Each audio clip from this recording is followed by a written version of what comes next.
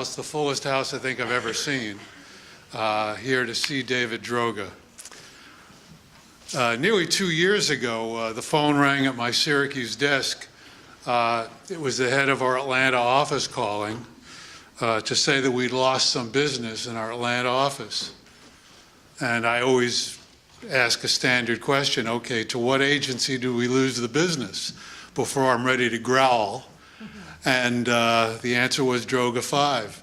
And I didn't growl. I figure if I have to lose business, I want to lose it to the best agency in the world. So he's here. We spent the day, since I picked him up at the airport, we toured the campus, took him into Deneen Hall so we could see what a modern classroom building looks like. We went all over the campus, looked at some buildings.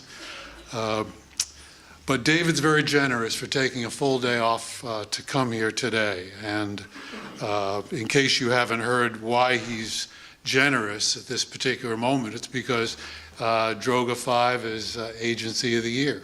And tomorrow in New York City, there'll be a get-together of all the A-list agencies. You going?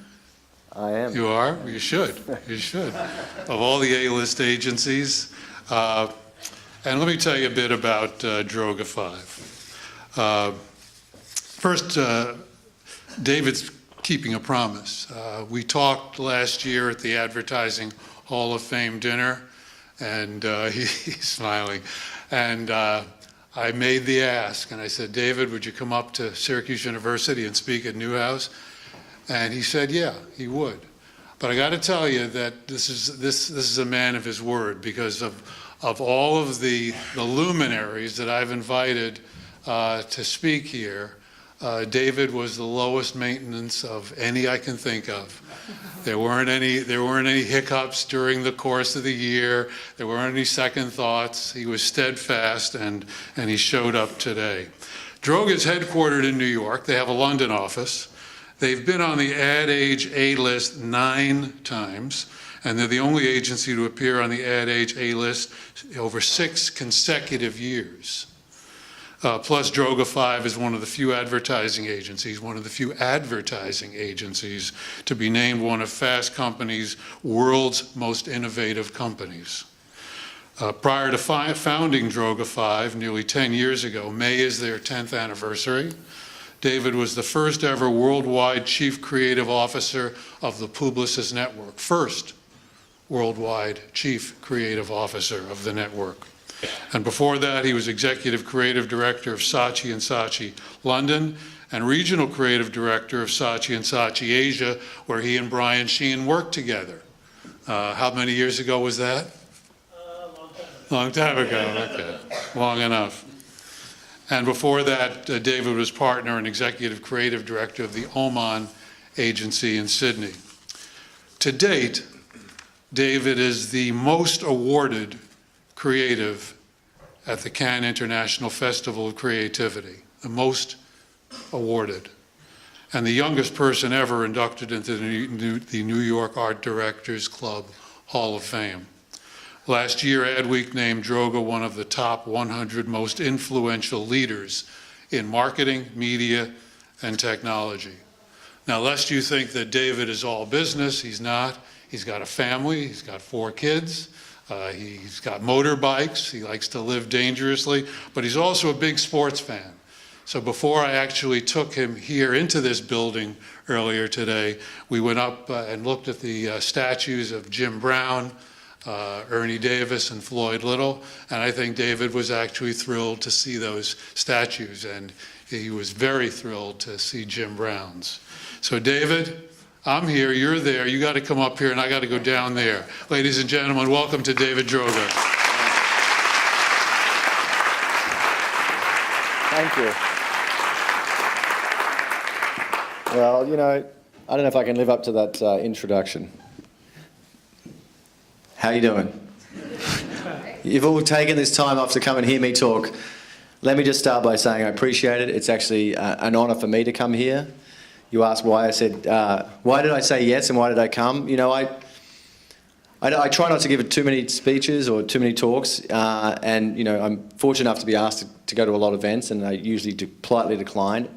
But I have an absolute soft spot for talking to students and people who are at the most important stage of our industry, which is the beginning.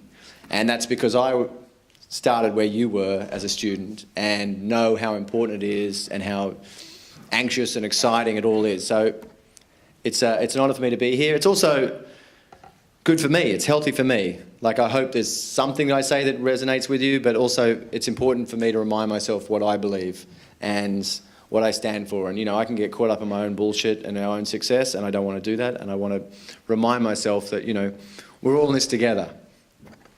By the way, motorbikes, dirt bikes, not road bikes. I'm a dirt bike guy.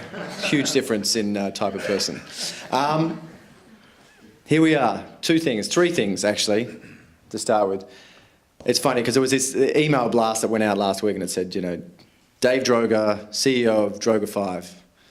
Not a CEO type of person, never wanted to be a CEO in my life. I'm creative chairman of Droga 5. That's actually a made-up title. It means nothing. When I created that title, I called myself, I thought chairman was boring, so I said, all right, I'll be creative chairman.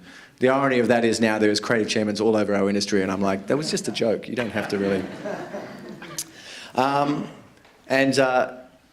Dave. It's actually David, but for some reason everyone calls me Dave. It drives me crazy. Anyway, this is Droga 5. That's our building, that wedding-shaped building there. That's Droga 5. It looks so much more impressive and professional than we really are, but we're happy to be there. My story, if there is a story, is pretty basic, pretty simple, and you'll know that I'm a rambler by the ends of this little session we have together. I don't sit down and write speeches. At the end you'll be like, maybe you should. I like to talk about what I believe and my journey, and hopefully there are things in there that you can be inspired by, and hopefully there are things you may disagree with that inspire you to do things your own way. But it's a pretty simple story, and it's my story, and I've got to stick to it, right? Because it's true. But I'm a simple guy from Australia. Doesn't mean I'm an idiot, but I'm a simple guy. And I grew up in a place that's about as far away from New York and Wall Street as anyone could ever be. You know, I grew up in a ski resort in a national park in Australia called Perisher Valley, in a region called the Snowy Mountains, true name. And there was only 2 families there, and I grew up in this family, so all I really had growing up was my imagination and a desire to go and get out of this national park, even though I loved it, and conquer the world and see what was out there. And very early on I sort of realised that there was this industry called advertising that I could sort of parlay my creativity into. And, you know, after many years of boarding school, which is where the name Droga 5 came from, and some of you know that and some of you don't know that, but basically as I was sent to boarding school at 9, this is not a sob story by the way, I had a great fucking time. With my brothers, I'm the 5th son in the family and I had a younger sister. My mother sewed Droga 5 on all my clothes as a laundry tag so my brothers wouldn't take my underpants and socks. And that's actually stuck, and that's why the agency's called Droga 5. It's nothing headier than that. There's no like principles of Droga 5. There wasn't 5 partners. It was just a laundry tag. Which goes back to really what I believe in fundamental is start with the truth and then you can go from there. And that's something that I try and apply to everything I do. I did the classic gypsy thing, which is, you know, I started in Australia, migrated my way through Asia, as you heard, it was a sort of comprehensive CV, through Europe, and I was lucky enough to end up in New York. And I got to see advertising from many facets. You know, you're still at this stage where you're trying to work out where you're going to go, what you want to do, whether advertising is for you, what facet of it you want to do it in. You don't have to have a plan. This is my starting point. You don't have to have it all sussed out and worked out. You don't. You just have to have self-belief in yourself and a pretty good idea in your own talents, and they can grow as you go along, and just throw yourself into it. And you'll find a way to flourish. And that's what happened to me. You know, I sort of was lucky that I hit the ground running right from the beginning. You know, it's weird for me being here, and even as I was being driven around this morning when I got picked up, and this is not a lie, I have this funny thing when I drive around universities, colleges, because it's inspiring to me, because I never went to college, right? My 4 brothers got scholarships to a university in England called Cambridge. So there was this thing for me. They all thought that I was going to be number 5 to go to either Cambridge or some university. And I was like, you know what, I don't actually want to go to university. Shock horror in my household.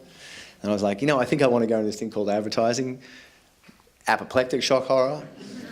And although I convinced them, I said, I'll defer English Lit, I'll do that, but I'll just defer it, I'm going to explore. So for me, advertising was this thing that I felt from the beginning, because of who I was and where I came from, that I had to prove that it was more than just a job. That's part of, maybe that's Freudian stuff I'm putting out here. And I was so taken by the freedom and the range of advertising, even back then when advertising didn't have the dimension that you have and we have now. We were storytellers and we could create stuff that other people would pay for and we could make it. So right from the get-go, I sort of was knuckled down and applied myself. And I was talking to some of the other students today already, so forgive me if I'm being repetitive to you, but I had this real belief, as cocky and as arrogant as I can be, I also have that insecurity. Like I've always said, and I say this to anyone who'll listen to me in the office as well, to newbies, I'm like, no matter how good you think you are or talented you are, you cannot guarantee that you are more talented than anybody else. You just can't. But what you can do is you can guarantee you can work harder than anybody else. And I made that decision when I first started was, you know what? I believe I've got a unique point of view and a unique voice, but I'm going to fucking work my ass off. Excuse me if I'm a swearer. Sorry. Diplomatic immunity, Australian. I'm going to work my butt off because I don't want to do things. Advertising is this thing where you sort of have to work your way up the food chain and all this. I'm like, I want my ideas to be the dictate the pace of how I succeeded. And I started by getting a job in the mailroom of Grey Advertising, actually. And it was the best way to do it, So instead of going to university, I was delivering mail to people's desks, which again made my father devastated. But it was amazing because I got to navigate an agency and I got to see how an agency worked. And I got to put mail on the creative department's desks. And I used to look at their work secretly and think, that's shit, I could do better than that. And maybe I was wrong or maybe I was right, but that cockiness made me think, well, that ego inside goes, you can do better than that. And then your insecurity goes, well, prove it. And then I did an advertising course, a creative course. And I spent all my nights working on this, trying to find my voice. And I'm a simple person in the sense that it's not about bells and whistles. It's never been about bells and whistles. It's never been about a style. It's always been about emotion. And what I loved then is the same thing that I love now. I am taken by stuff that makes you feel something, stuff that makes you think something, stuff that resonates with you, stuff that I can relate to. Because when you start with a real truth, then you can be more creative with it. You can stretch it, you can break it, you can all these things with it because people can come back to something familiar. And I think advertising is sometimes caught up in its own shorts where it tries to be too clever or too artistic or too special effect or too, what I mean? Like I feel like no matter what opportunities have arisen and how our advertising industry has changed, great storytelling and great stuff still resonates and it finds a way. Even in an era now where people have, we're one of the few industries, think about this, if you're in the entertainment industry or the music industry is the same thing, people invent technology to steal what you create, okay? People invented technology to avoid what we create. Now, if that's not a slap in the face to our industry that we need to create better shit, what is? So my thinking is it's simple. Let's be more creative and more strategic about what we do. And if we resonate with people, people will find a way. And it can be traditional, it can be non-traditional, but it's up to us and our imaginations. And that's not about being different for the sake of it. It's about really thinking like, people think that we have formulas in the office and they want to know what's the secret sauce of Droga 5 and all that sort of stuff. There's no secret sauce, there's no TM stuff apart from great people and good intentions. When I review anything in the office, my starting point is when people present to me, before we start talking about how it rolls out or what canvas it's going to live on, I start with why would anyone give a shit about this? Literally, as crude as that, maybe even cruder. Why would anyone give a shit about this? Why would this thing that we are talking about creating or making or navigating, why would anyone care about that?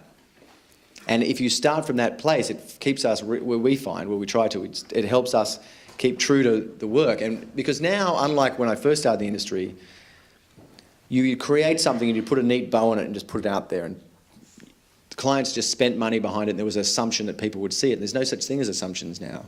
So we have to earn the right for people to want to see our work or think about our work or forward our work or get involved in our work. And when you think about people's reaction to something as part of the creative idea, it changes how you think. It doesn't, I'm not saying we're just all about user-generated stuff or anything like that. It's not about that. But thinking about people's reaction to something is part of the narrative now. You know, and I've always been a desperate, greedy, creative person who wanted to who really believed in the work. You know, I've always been fierce about that. And, you know, maybe my arrogance has changed more considered now and thoughtful. And back in the days when it was the Saatchi days, you know, I was just creative at all costs and I didn't really think about the other departments or all that sort of stuff. And now at Droga 5, I'm fortunate where I feel like the ecosystem of our agency is what makes our agency, what's why I bet on our agency, apart from the fact it's got my name on it. But why I believe the agency, because it's not just a creative place. It's a strategic, considered, thoughtful, well-run place, great account service and all that sort of stuff. And a lot of it is luck as well. Like, I'm not going to bullshit. You know, you've got to be in the right place at the right time. But find your own luck. Like, put yourself in positions where opportunity is going to rear its head and pounce on it. Don't hesitate, right? Don't wait for what other people...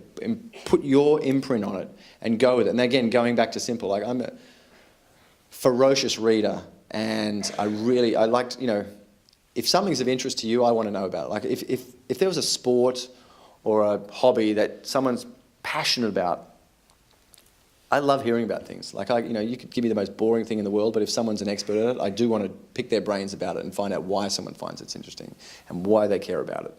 And that's what our job is. Our job is to find these interesting things. Now, when we started Droga 5, you know, I was lucky to do that sort of gypsy thing around the world.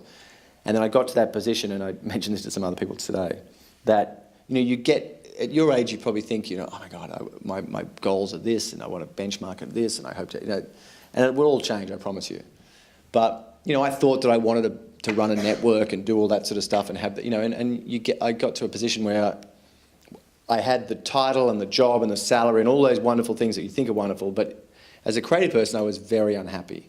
And that's why I thought, you know, I'm going to quit the job that no one else would quit, because I want to start my own agency and I want to test myself to see if I really am who I think I am and try that. And then that's where timing happens. And people know the agency for our first piece of work we produced, which was for Echo, the Mark Echo Air Force One thing. But what they don't realise is that actually wasn't the first thing that we worked on or conceived. The very first client I had when I was leaving Publicis with a box, it was like that cliched moment, walking out of the office with a box. And the GE client came up to me and said, "Can we be your first client?" I was like, who's not going to say yes to that? I was like, please, you know, happy to take your money and do something great. And they were an amazing client. And their first brief was for the Olympics, for, you know, the upcoming Olympics. And they were thinking, what do we do? How do we, you know, put our brand out there? And I said, and the starting point is always like now is very much, and then was taking the gloves off, and so nothing is set in stone. What is the right answer? Like, we always try and investigate, like, what is the right thing to do? Not what's expected. And right doesn't have to be different. Right could be traditional and straight, or right could be inventive. And if the right thing was to blow up the moon, I promise you I would present blowing up the moon. Even if I didn't know how to blow up the moon, I would present it, if there was a legitimate reason to do it. And if the right thing was a traditional radio campaign, I would present that. So our thinking was, you know, they wanted to get across GE, you know, and all the wonderful things, amazing things that GE does. And we were like, instead of spending a fortune just putting billboards all over China that talk about GE, proud sponsor of, you know, the Olympics, Beijing Olympics, we said, why don't you take the same amount of money and build a building in the centre of Olympic Park that harnesses all the technology that you do, from solar, that actually purifies water, that takes the river that runs through Beijing and purifies the water, and you turn it into an information centre, and have a campaign that lasts forever. So take the same money it would cost you and you can build a building that'll be a statement forever, a living, breathing brand. Philippe Stark came and designed it for us. We flew to China, presented it. Everyone was on board, although the budget was about $80 million, so it was way over money. And again, we're like 3 people. But it was more, they didn't do it, obviously, you would have heard about it if they did it. But there were a lot of legitimate reasons why, and we thought we were going to do it. And at the time, I was like, this is unbelievable. So, we're a very new agency, and we presented this to a client who was expecting billboards and TV ads that they should build a building that cleans the water of Beijing. I'm like, what better communication statement is that for GE and your commitment to China than that? And for legitimate reasons, it didn't happen because of politics and da-da-da and logistics and all that. But for a brief period of time, we were investigating building a building. And that still has there's a big framed thing in my office of that picture, of that building. Reminds me every day, like, you know what? Just present what you really think is the right thing, even if you don't know how you're going to do it. And from there on, we've had that same attitude. And from there, it went to Mark Echo, where we presented the idea of implying that we, spray painted graffiti on Air Force One, and we had to rent a 747, and, like, my thing is, like, just do what you're right, and what's right for one is not necessarily right for another. What was right for GE was not right for Mark Echo. What was right for Mark Echo, trying to convince him to hire a 747. And I was telling some students before, or no, the faculty, when I first did the Mark Echo piece, and if you don't know it, it's fine. If you do, that's good. We implied that Mark Echo had, or some graffiti artists had raided Andrews Air Force Base and spray painted graffiti on Air Force One because he was a graffiti artist. And when I first presented the script, it was one of the classic things where I wrote this script because I'd read this book about graffiti, because I didn't know anything about graffiti. And that's what, again, I can tell you. Know what you're talking about. Read, read, read. Don't go in there just thinking. Like, the more that you understand their issue and their problem, the better chance you have. And I went in there and I presented this script to Mark Echo. And I read this script about, and these kids, they break into Andrews Air Force, and they spray a thing and evade the security. And his first comment to me was, and I was thinking, is he going to laugh me out of the room? He's like, can one of these guys die? I was like, what? He's like, yeah, can we kill one of them? I'm like, oh my God. I'm thinking, we're so going to work out this together. This is going to be amazing. But, obviously one of them can't die, but the fact that you're thinking even braver than me makes me feel conservative. And there was legitimate reasons that shouldn't have happened. But it was, again, like, because the story would have been about that, not about... But that's the whole thing, like, present what you think is right. Clients actually are braver than you think they are and smarter than you think they are, and want you to be confident enough to walk in and present what you think is right. And that wasn't about doing something that's different or anything like that. And that's been my belief ever since. I wanted to show you something, and I asked these people, I asked my office to edit this, and it's really weird because I don't want to show too many things, but I thought, how can I condense... our 10th anniversary is in May, and I thought, can I tell Droga 5 in like 8 minutes? So bear with me, okay? Let's see if this technology works. Okay.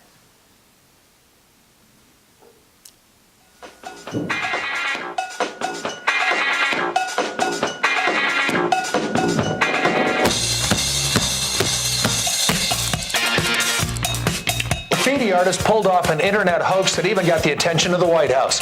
We're going to throw in his whole life here in NZ. Clothes, his parents, maybe even his girlfriend Emma. UNICEF's TAP project, it helps millions of kids get clean water. This is the biggest project for UNICEF in 56 years.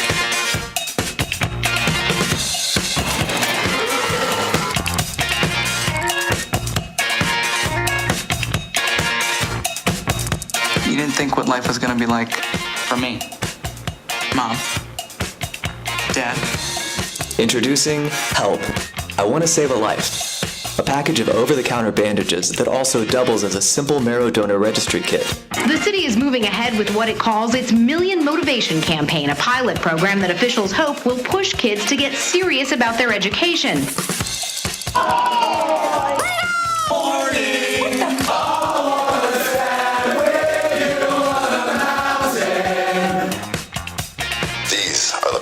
Of the after hours athlete. The night 2 is for sport, and they are the champions.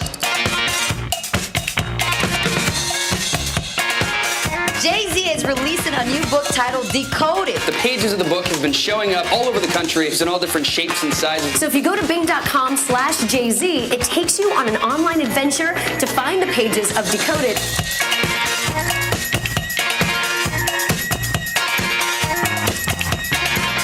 People are upset with a new Kraft's food ad. Why you not have a job? It features a grandmother You are going to hell. telling her granddaughter, You dress like a prostitute. Did she just call me a prostitute?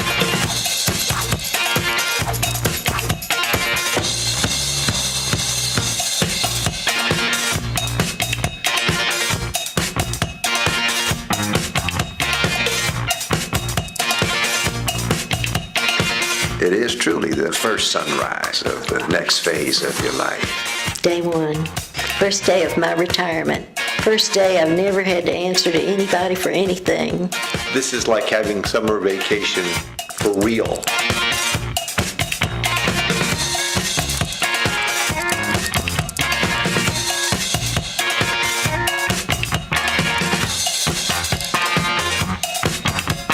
It was for these men that we created Newcastle Brown Ale. Little did they know, 85 years later, we'd exploit their miserable lives to sell more beer.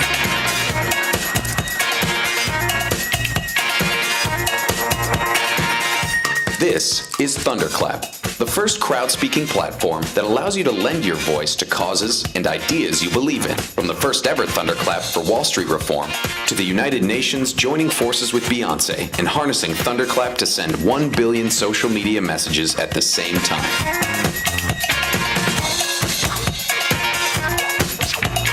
In 1993 was a war zone in New York.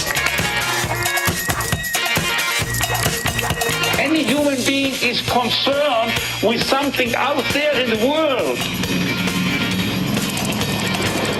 No matter how things change, what makes us wholesome never will. Honey Maid. This is wholesome.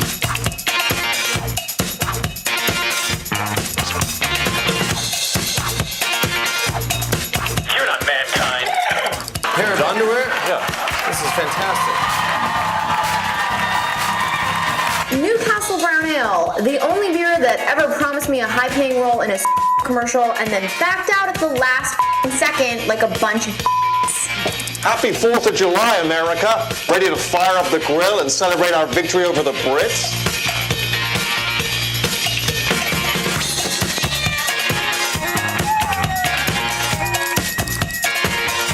You have the wrong body for ballet. And at 13, you are too old to be considered.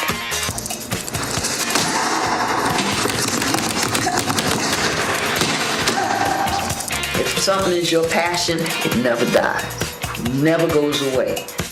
Class, artistry, Chad. The UNICEF TAP project challenges you to put down your phone. Every 10 minutes you don't touch your phone, our sponsors and donors can fund a day of clean water for a child in need. The Newcastle Band of Brands. We're looking for brands like, I don't know, maybe your brand, to chip in for an ad we can all be proud of, because all 20 to 30 brands are crammed into it. Robin Hood and Little John walking through the forest, laughing back and forth at what the other has to say. I've been away for 11 months. That's amazing. I'm all of a sudden outside playing with my kids. These are cows. And all of this manure has hydrogen in it. Let's see if we can use that hydrogen to get a car to really run on bull. Oil Creek is where oil was first found. That's why it's called Oil Creek. With the water we collected, 150 gallons worth, that's enough to electrolyze and fill over a dozen Toyota Mirais. I want to be an event planner. Really? I do. I want to come in and look at a room and say, this is what we're going to do. I said orchids. Bring in the ice sculpture. Quilted Northern works so well, people can forget their bathroom experience. But Sir Froggy can never forget. I'm not your grandma. Just a handsome, kind-hearted drifter who wandered in years ago and stayed for all the yummy sausage. Nap time.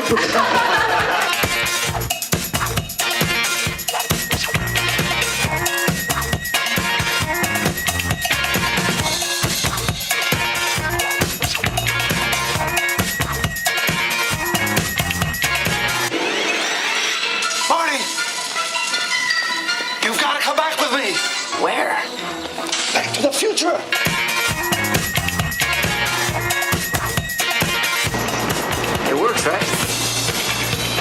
your ass at work. If you want a sausage nonna, request Uber. When you cook, you have to have a comfortable kitchen. Italian specialists make a good food. Thousands of people came to the race for retirement and pledged to save an additional 1% of their income. If we all do that, we can all win.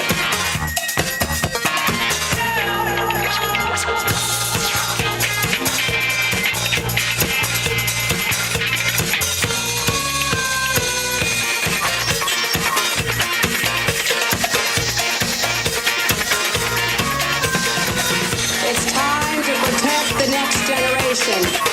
I'm Hillary Clinton, and I've always approved this message.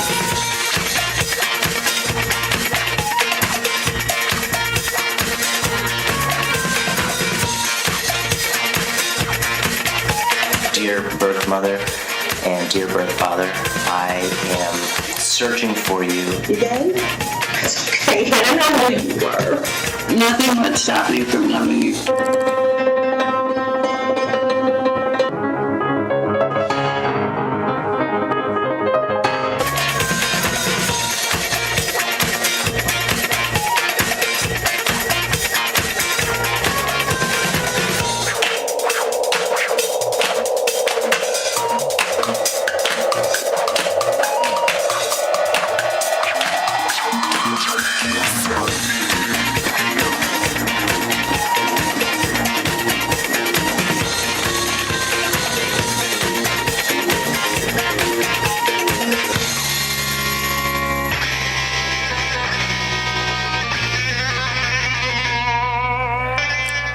Go.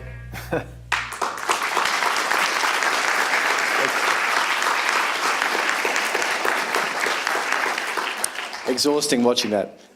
It's funny, there was actually a few of my favourite things were missing. I was like, what? Where was that? The great schlep and things like that. But anyway, I mean, it's interesting for me to look at that because actually I have this rule in the office about I was telling some earlier, when we present to clients for new business, we're not allowed to present anything that's older than a year old, no matter how much I like it or we like it.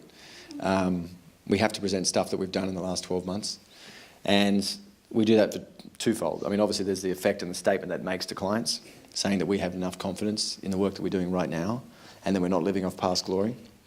And the message it also sends internally is that we have to be about now. Like, what are we doing right now? As much as, that's why looking at some of those things, I haven't shown some of those things that are some of our greatest hits, I haven't shown a client in years.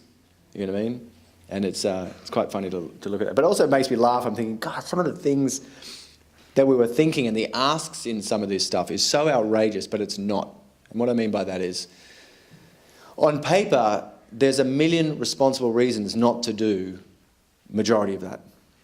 Very smart, well-educated people could find a legitimate reason why this doesn't work or that wouldn't be done or that hasn't been done before. You could make more money if you did something else on it. All of those reasons are trumped by, well, people don't say that in our office, but also by the fact that it's the right thing to do. We're very, very, the creatively led, no question, strategically driven. There's a purpose in everything we create. We never present something just because it's creative or it's different. There has to be a legitimate reason for it, and it has to be authentic to the opportunity at hand. And that's not to say everything is life-defining and massively life-changing, but there has to be a red thread that drives back to the brand and the client and why. And what's been fascinating is, and even just looking at those things, there are some crazy things there that if I presented cold to a client without them understanding a process and why, they would think we're absurd. I mean, there's things going back to one of my favourite things we ever did was, never really got a big play because it was a tiny client, was for a beer brand called Steinlager. And it was like our third thing we ever did. And it was a New Zealand beer launching in America. And when we presented to the client, I'm like, well, I had to insult the client to sell the campaign. I'm like, look, New Zealand, you're a tiny country. And the fact that an educated, very successful marketing director is being moved from New Zealand to New York to do it, I said, that's going to cause a brain drain in New Zealand. You have to replace, you can't afford to lose one educated person. So our campaign is, we're going to give away your life in New Zealand. Someone's going to win your job at Steinlager and win your girlfriend and win all your friends. And they're like, yeah, let's do it. So we created a campaign where someone won their life. It's actually amazing. They went down to New Zealand for 6 months. Outrageous. But I love the fact that you can create things like that, or you jump to things like Bing, or you jump to things where the asks don't make sense because there isn't a media channel for it. But the thing you'll find is people want to collaborate with interesting things and cultural things. Everybody out there wants to do something. And if there's an authentic ask that is mutually beneficial, you can open any door. And that's what I find amazing. And as I said, I'm not saying we're chasing different or being obscure or innovative for the sake of it. But advertising touches so many things. You know, there are things in there that are just hardcore selling and building brands. And I'm proud of that. There are things in there that sort of rub up and touch societal things from UNICEF or from the UN or things like that. And, you know, one of the things I'm proudest of is, for instance, Thunderclap. You know, it's something we created with our own incubator, which is one of the biggest social amplifiers. Like, I love that. That's maybe never going to make, I mean, it actually makes a little bit of money, but it's never really going to make money. But some really smart people, engineers in our office, thought of that. And what that does and the impact it has is amazing. And that's how we measure our stuff, is like, what does it do? What does it really do? We're not bullshitting ourselves about how good we think something is. And we're not always right. No agency is always right. And as people have heard me say, like, you know, we don't have a monopoly on all the best ideas and the best people, and we're always looking for new people, always. Every great agency is looking for new opinions to come around the table. I'm not looking for more people to come into the agency and agree with me. I'm looking for more people who have their own opinion and are in line with what we're all aiming for. And that's the thing, it's the variety that we have as an industry that is so much more interesting now than it was when I started the industry. The industry you're going into is so much more interesting than the industry I started in. You know, beyond the shitty title, you know, the future is yours, whatever that stupid thing was. Like, I really believe that. Like, I really believe the industry you're going into, albeit maybe more intimidating because it's not as defined, is more exciting because you can express yourself and you don't have to, there's not a hierarchical thing where when I started the industry, it was expected that you would work on collateral for a year and then DM and then you'd migrate up to radio ads and you do, like, it doesn't work that way anymore. Whether you're coming in of planning or creative or account service, like the opportunity might be from a tiny client that could become a blockbuster and it impacts. And who doesn't want to have a job where not only you're paid to do this, to have an opinion, holy shit, revelation, that's amazing. Paid to be creative, unbelievable. You can have 1 minute you can be talking to a hip hop star or a president or a startup or a Fortune 10 CEO, and all of them need what we have, lateral thinking. They all need it. We're not, you know, I'm not overstepping our importance in the world. We are still advertising. You know, there are great agencies out there that do work that I admire. Like, I just like stuff that makes me think and feel. That's it. And that's my little zone. And I want that feeling to connect it to a brand and a client. And, you know, and it's simple, but it's hard to be simple. It's hard to keep it easy. Do you know what I mean? And it's an industry that puts a lot of parameters up. You know, we're an industry, whoever compromises the least wins. You know what I mean? But for me personally, I find it easier to try and be great than to spend my time trying to justify mediocrity.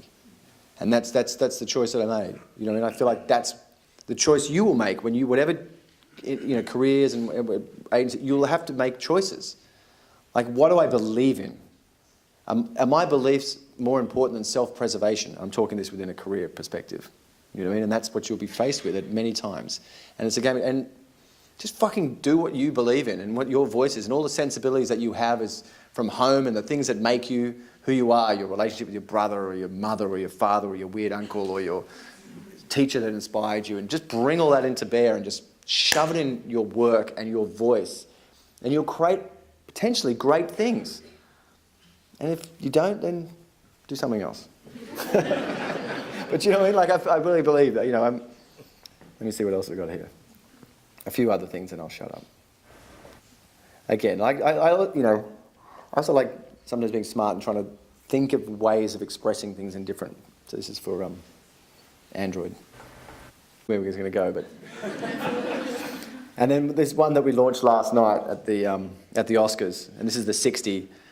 I'm so obsessed with the 90. The 90 makes me cry a little bit. And then there's a whole digital campaign around this, and there's apps and there's everything, but it's just a really simple story, which is, again, and I was telling some of the people earlier, like, when I was reviewing the work for Android, creatives, I try not to have people bring me just big, like fleshed out things, and it was one line in 50 pages of scripts and ideas that just said,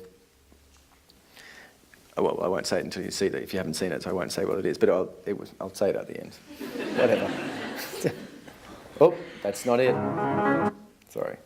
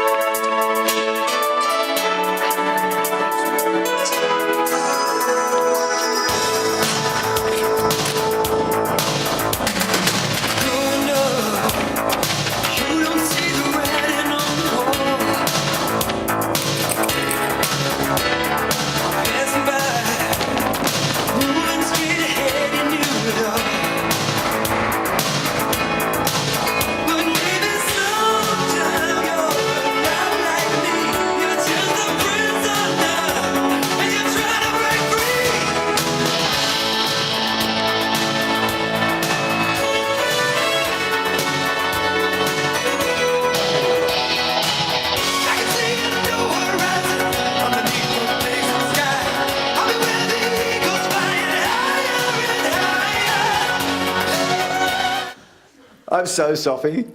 I fucking love that.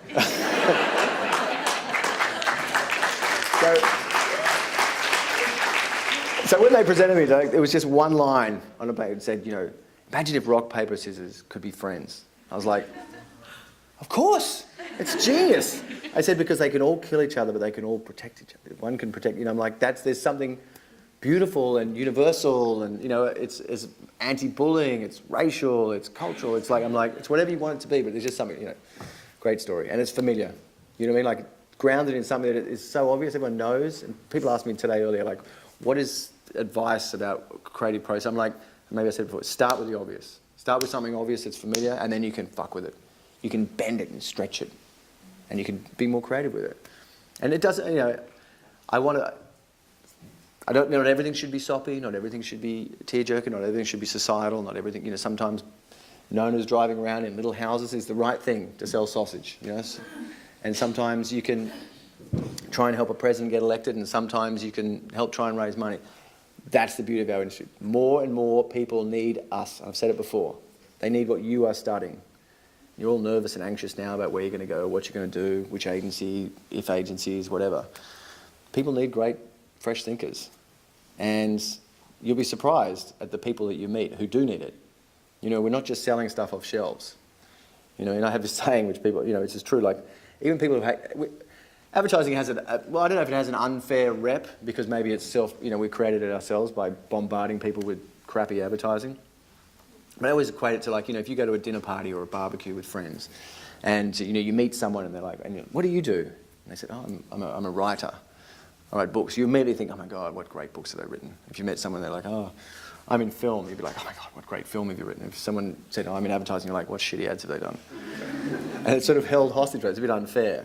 And you guys can be the ones that change that, you know what I mean? And we all can. And as I said, you'll be surprised by the people you meet. I mean, I was joking with some of the students, but clearly you're all feel the burn people because you're that age.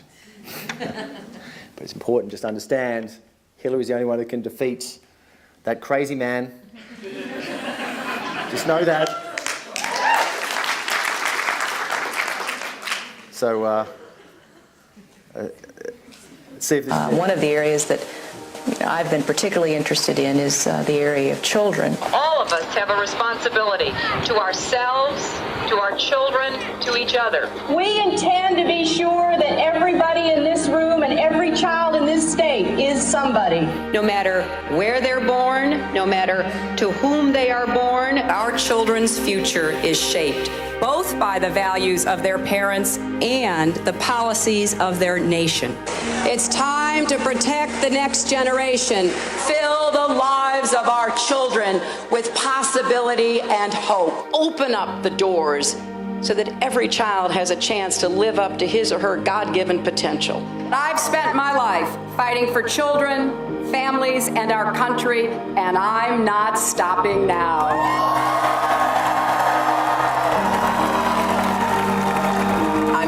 Washington, and I've always approved this message. Everybody needs great thinking. Everybody needs better communicators. And wherever you stand politically, whatever, you know, it's we're a lucky few.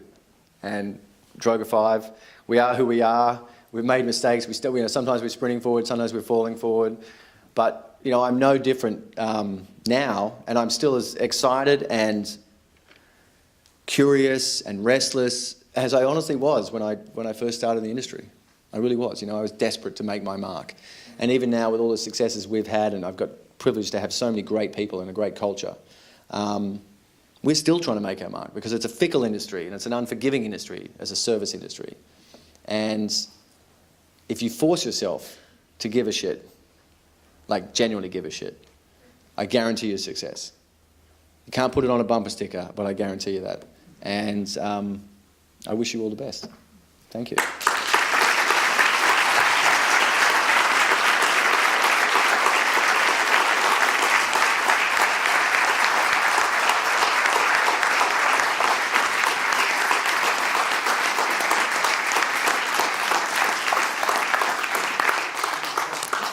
Oh, was there a question? We only have time for one question. Oh, sorry. Make it a good one. Come on. Is Australia, pound for pound, the greatest sporting nation in the world? Yes. Okay, let's just start. Oh, it is. I'll go head to head with anyone on that one. Sorry. Great question. Bad question. Any question. So this is one question. Bang, all the way up there. Hey, how's it going? Good, how are you? That's the question. Yes, exactly. So it's been clear that there's no real way to measure creativity. So how do you ensure that with your interns and people on all your staff that you make sure that you get people you believe are the best possible fit for Droga 5 and to make the best creative ads? Well, you know, you judge it on the thinking that they bring to bear. You judge it on how they assimilate themselves into a culture and what they contribute. As I said, I'm not looking for a repetition of something I've already got. This is going to sound weird. It's also the, you know, obviously the younger generation. Everyone thinks that they're already CEO when the minute they walk in there. So it's, you know, do they have enough confidence to speak up when they should, and enough confidence to not speak up when they should? You know, just you don't have to talk to say anything, right? It's the value of what comes out of your mouth, and you know, just how they fit in the weird ecosystem that is our agency. You know, we've got some pretty quirky, crazy, and it's a very weird alchemy in our agency. Can't describe it. It's corridor conversations. It's casual. It's very, very driven and competitive, but not in hopefully not in a aggressive way. But people take pride in other people's success. Like I know when someone does something, a team will be jealous of it, but also I know that their thinking is, well, I'm going to outdo that in my next thing. You know, and there's no like pocket of stars and other people doing the sort of shoveling the coal. It's everyone has opportunity. If you give everyone opportunity, and I feel like anyone who comes in, if they, you know, respectful and listen and try and observe and sprinkle their opinions and fingerprints. But you know, who here knows they want to be in advertising? Who here's not sure? There you go. I mean, there's no right answer, by the way. I'm just curious. You know what I mean? But there's, you know, there's great agencies. There's some great agencies all over the world. You know what I mean? And you can take your talents and your ambitions anywhere, and you can apply it anywhere, and it'll take you around the world, and you can have a shit ton of fun doing it. And it's hard. It's a hard industry, right? Because it's subjective, and anything subjective is fraught with issues, and you've got to sustain that. You've got to have a thick skin, and you can't become so precious that you take things personally, even though it is very personal. You know what I mean? Because anytime you're putting your imagination, your thought out there, it's a personal thing, no matter whether you pretend it's not. And yeah, you have to have a healthy combination of, as I said it before, ego and insecurity. Like you really do. You know, I'll fight hard for what I believe in, and if I can't sell it or they're not buying it, my ego says to me, well, I'm going to come back with something better anyway, which drives people crazy. But, you know, because as soon as you present something shitty, they'll buy it. So, you know, that's it. That was a bizarre answer.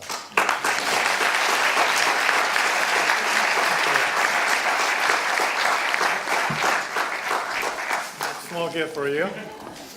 You have to open it. It's a tradition. I have to open it? Yes, you need to open it. I have to open it. 30 seconds left.